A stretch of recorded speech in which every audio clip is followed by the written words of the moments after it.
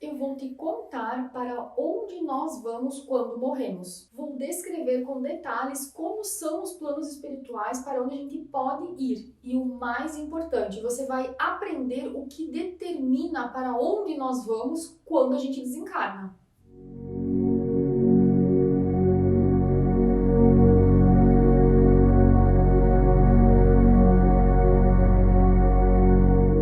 Meu nome é Tanara Machado, eu sou psicoterapeuta reencarnacionista, eu trabalho com regressões e investigações do inconsciente. E foi justamente durante as sessões de regressão que eu fui aprendendo a conhecer os planos espirituais. Para onde a gente vai? Vamos começar, por aqui mesmo. Muitas pessoas ficam presas à crosta terrestre. Ficam vagando por aqui. Normalmente, essas pessoas são muito apegadas ou à casa, ou aos bens materiais, ou à família.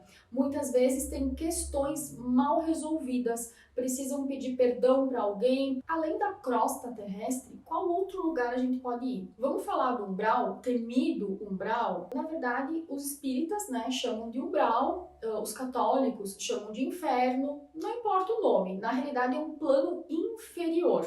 Ele tem uma frequência mais baixa. Estudos mostram que tem mais ou menos 3 níveis dentro do umbral. Nos níveis mais inferiores, que a gente chama de umbral grosso, a escuridão ela é tão intensa e é tão baixa a frequência naquele lugar que até mesmo os nossos anjos e os trabalhadores de luz, eles não vão sozinhos para esse lugar. Eles vão normalmente em grupos e muitas vezes tem que chamar um anjo de uma hierarquia superior, um arcanjo, algum mestre, alguém que seja hierarquicamente superior para conseguir, todos juntos, reunidos, acessar esse lugar.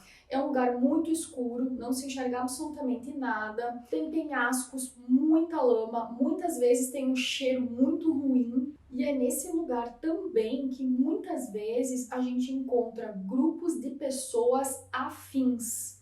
E aí então tem o Vale dos Suicidas, Vale dos Enforcados, Vale do Sexo, o Vale dos Magos, E aí são lugares onde essas pessoas se reúnem. Isso tudo lá no umbral grosso.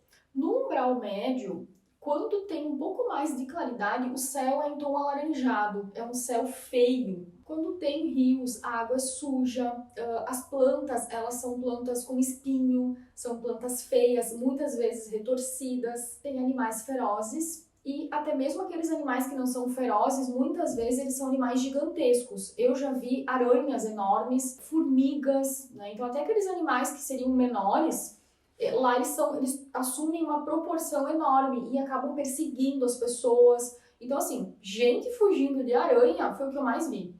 E são aranhas gigantescas. É um cenário de filme de terror mesmo. No umbral leve, normalmente as pessoas ficam mais sozinhas. Então, elas caminham muito por desertos sem fim. Ou elas estão em lugares em que elas ficam procurando uma saída, não encontram, tem uma neblina. Sempre parece que é noite em função da escuridão e tem neblina, e elas acabam caminhando.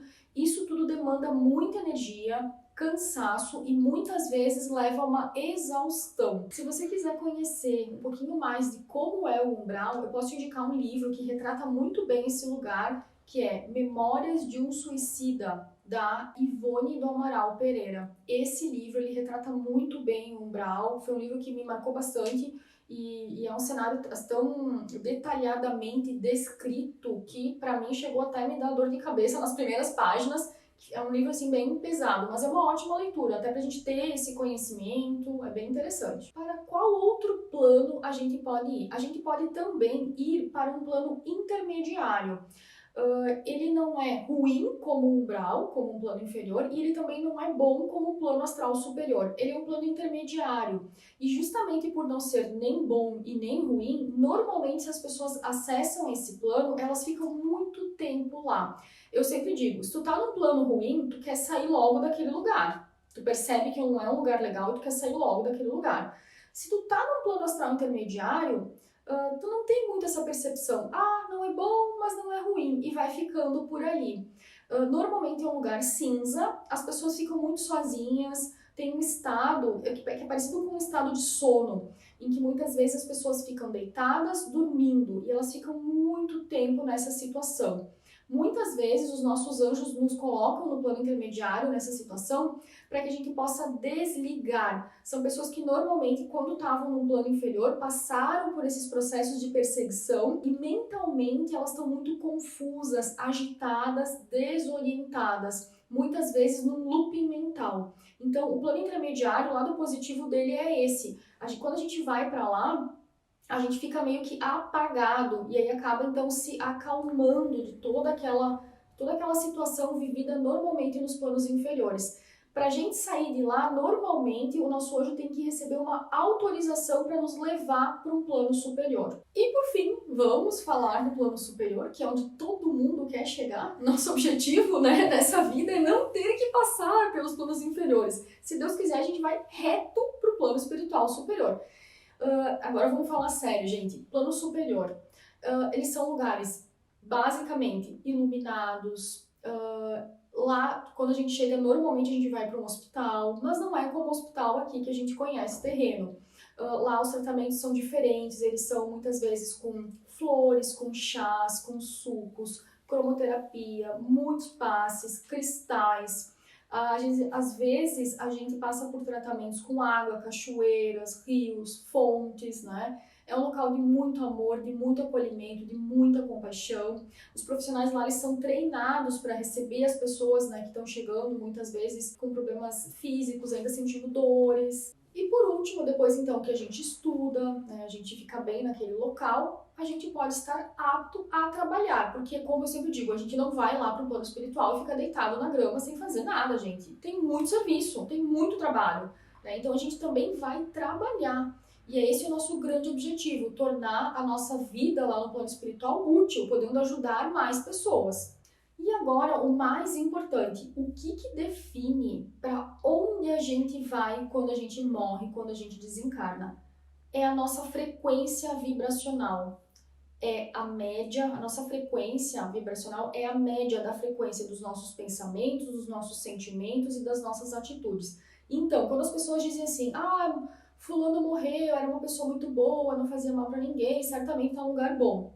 Ok, pode até ser verdade, mas e por dentro dele, por dentro dessa pessoa, quais eram os sentimentos? Era uma pessoa que talvez sentia muita raiva e de repente não manifestava aquilo? É todo um conjunto, né? A média desse conjunto de pensamentos, sentimentos e atitudes é que determina a nossa frequência.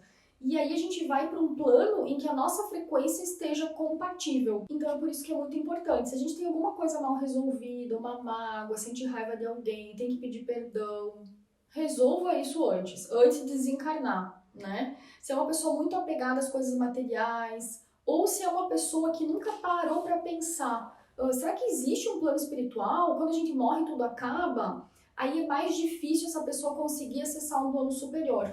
Então, por isso que é importante a gente prestar atenção nos nossos sentimentos, na frequência dos nossos pensamentos e não esperar deixando as coisas mal resolvidas na nossa vida. Porque a gente nunca sabe quando é o momento de partir. É isso então, gente. Eu desejo que todos nós possamos nos encontrar lá no plano superior. Vamos tentar passar reto, né, pelos planos inferiores. E brincadeiras à parte, gostou desse vídeo? Lembra de curtir e acompanha aqui que toda quinta-feira eu vou estar trazendo para você também mais conhecimento a respeito da espiritualidade. Um super beijo e até!